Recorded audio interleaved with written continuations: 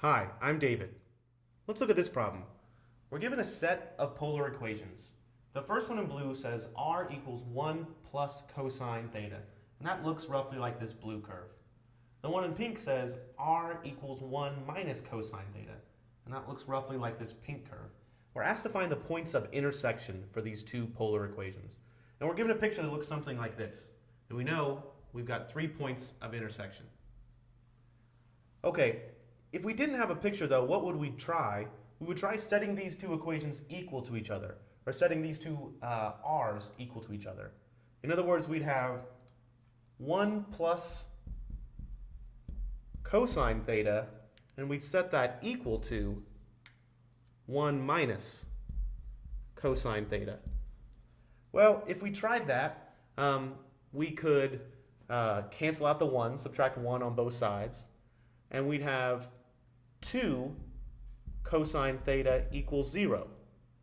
Or values of theta where cosine theta equals 0, that would be pi over 2, 3 pi over 2, and so on.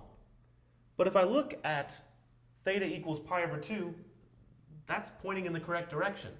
If I look at theta equals 3 pi over 2, that's pointing in the negative y direction. That's pointing in the correct direction to my other point. Neither of these, though, seems to give me this middle point, the pole or the origin. But it looks like my points are going to look like something pi over 2 and something 3 pi over 2. At least those two are going to be places where these two curves intersect. Well, I've got to figure out what r is going to be. Well, if I plug in theta equals pi over 2 into either of these, I'm going to get either 1 plus 0 or 1 minus 0. I'm going to get a value of 1, which looks like exactly what I've got there.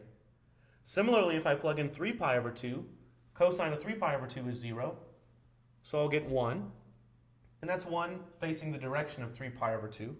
So those are 2 points of intersection. Now, why am I not getting this third point of intersection at the pole? Well, in a polar equation, I can hit the pole or the origin no matter what theta is if r is equal to 0. Well, both these polar equations have places where r is equal to 0. So I can write that point in polar as 0 followed by whatever theta you like.